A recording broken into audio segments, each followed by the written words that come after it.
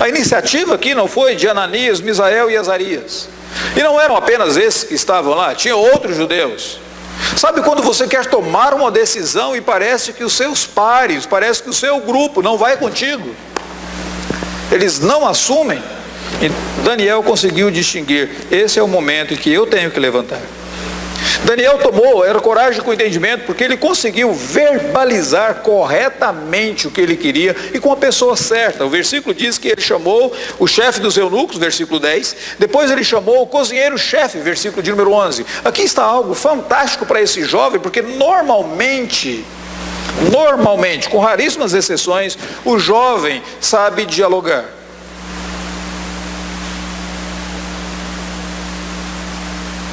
E eu digo para vocês, eu já fui jovem, os cabelos brancos agora, e era tão difícil quando meu pai queria dialogar comigo, eu queria simplesmente dizer o que eu achava para o meu pai.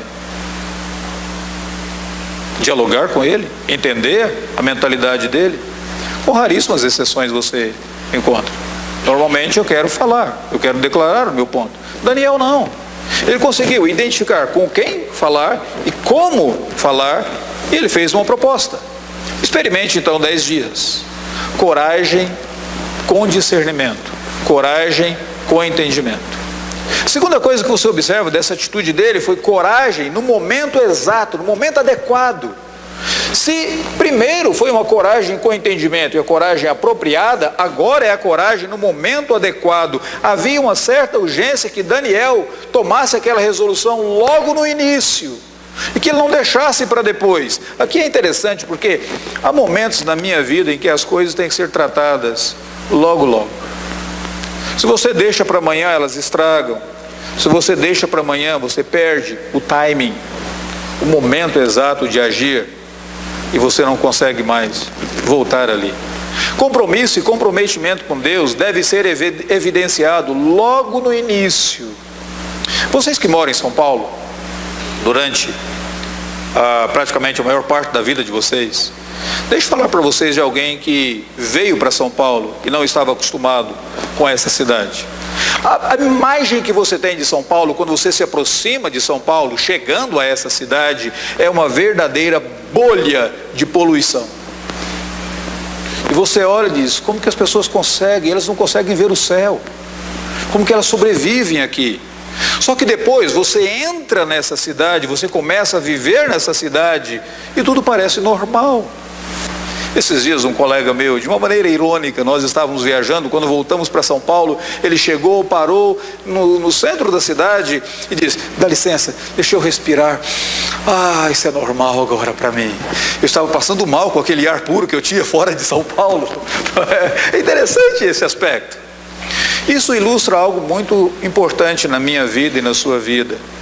Muitas vezes você consegue identificar o mal, mas se você não toma uma atitude logo do início, você se acostuma com ele, ele entra pelas suas narinas, ele vem pela sua mente e você não consegue achar nada errado mais. Tantas vezes as pessoas se acomodam ao mundo porque elas não tomaram a decisão logo no início, dizendo, daqui para frente eu não posso passar. Coragem com discernimento, mas coragem no momento certo. Há algumas coisas que você terá que dizer lá no seu trabalho, essa propina acabou, eu não vou mais. No meu relacionamento, namoro, noivado, esse ponto acabou, daqui não dá mais. Nos meus estudos, nesse ponto sim, nos meus relacionamentos, nas minhas amizades e tudo mais. Na minha maneira de criar os filhos, há algumas coisas que eu digo, eu negocio, outras digo, isso não é negociável, ponto. Mas vai ofender o meu filho. Sim, mas se eu ultrapassar, eu vou ofender a Deus. E a ofensa a Deus, existe uma consequência eterna. Por mais que eu ame os meus filhos, a razão pela qual eu os amo é porque eu fui amado por Deus e eu amo mais a Deus do que eles. Difícil esses momentos, mas decisões que têm que ser tomadas com entendimento, e decisões que têm que ser tomadas logo de início. Terceiro e último lugar, foi uma coragem em comunhão com outras pessoas. Olha o versículo de número 11. Versículo de número 11 diz assim: então disse Daniel ao cozinheiro: experimentem por 10 dias a Daniel, Ananias, Misael e Azarias. Aqui é uma coisa muito interessante, porque todos nós tememos a pressão do grupo. Seja você criança, seja você adolescente, seja você jovem, seja você adulto, todos nós tememos a pressão do grupo. A pressão do grupo é conhecida hoje como codependência. Todos nós somos assim. A criancinha chega para o pai e para a mãe e diz assim: papai, mamãe, eu quero isso. Diz: não, meu filho, você não pode ter. Mas o fulano tem. Interessante isso.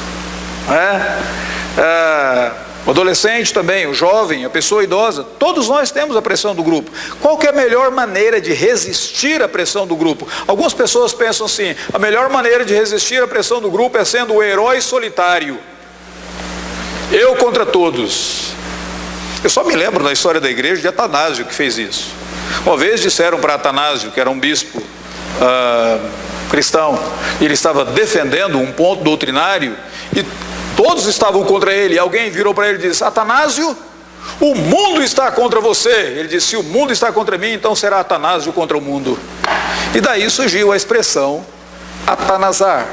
Quando você está, ou atazanar, o original era atanazar, mas quando você está atazanando uma pessoa, você está implicando com uma pessoa, vem de Atanásio. Atanásio será o mundo contra você, então sou eu contra o mundo. Só me lembro desse herói solitário. Muitas vezes nós queremos ser esse herói solitário, mas não é esse o padrão bíblico. O padrão bíblico é que você tome decisões e resoluções em comunhão com um grupo. A melhor maneira de você resistir à pressão do grupo de lá é você tendo um grupo do lado de cá que te apoia.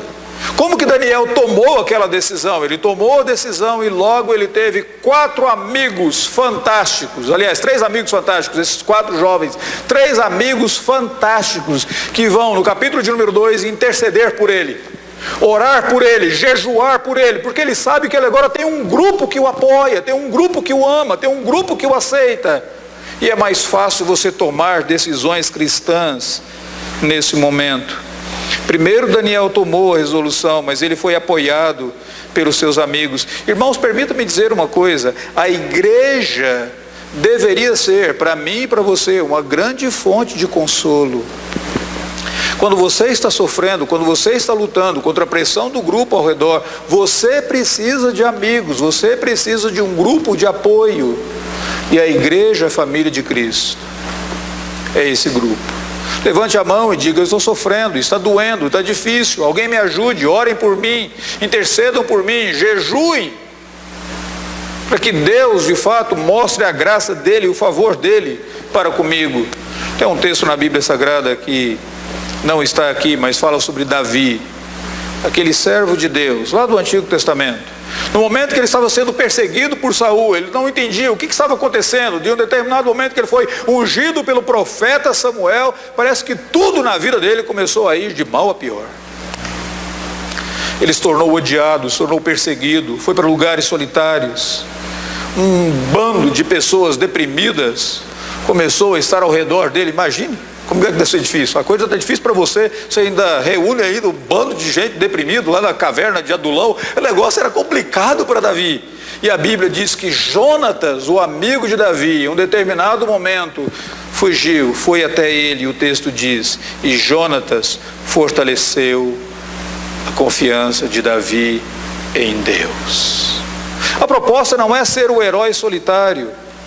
A proposta é você buscar o recurso e o apoio solidário que Deus te dá por meio de um irmão, de uma irmã, de uma igreja que você sabe que verdadeiramente ama você.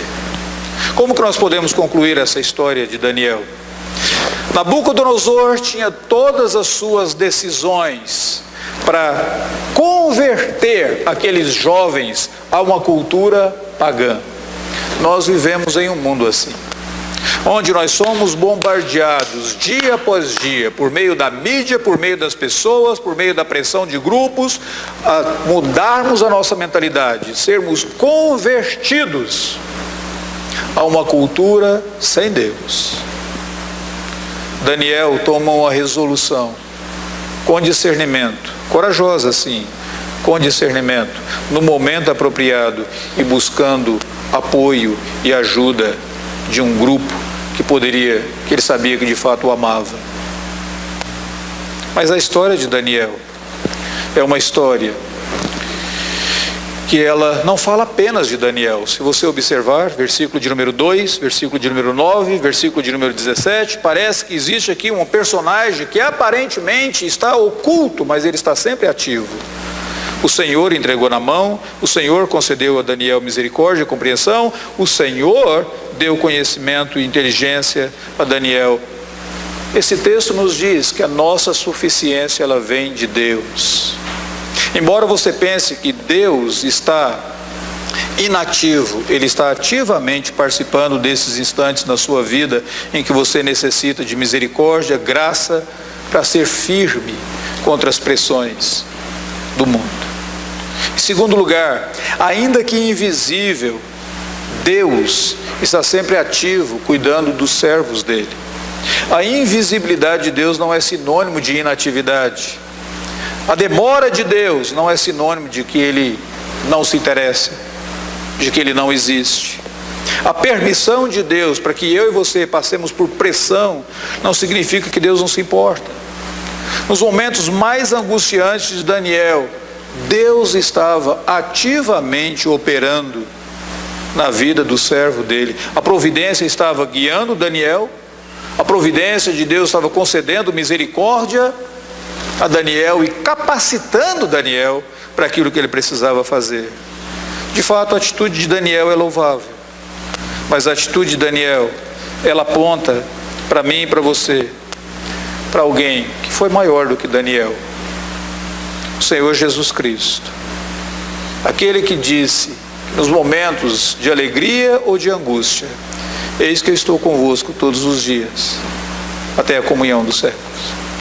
Se você quer saber como resistir à pressão do grupo, lembre-se que aquele que morreu na cruz do Calvário, Ele é por você, Ele está do seu lado, Ele está a teu favor, é Ele quem te ama mais. Por isso o apóstolo Paulo diz, se Deus é por nós, se eu tenho o Senhor Deus do meu lado, se Cristo é esse que me ama, que me aceita, que me recebe, quem será contra nós? Daniel encontrou apoio naqueles 3 amigos. Eu e você encontramos consolo no grande amigo da nossa alma, que deu o seu sangue por amor a nós, para a nossa redenção, para que nós pudéssemos ter uma firme resolução, estabelecer os limites e honrar e glorificar o Senhor Deus. Vamos orar nesse momento? Senhor bendito, abra os nossos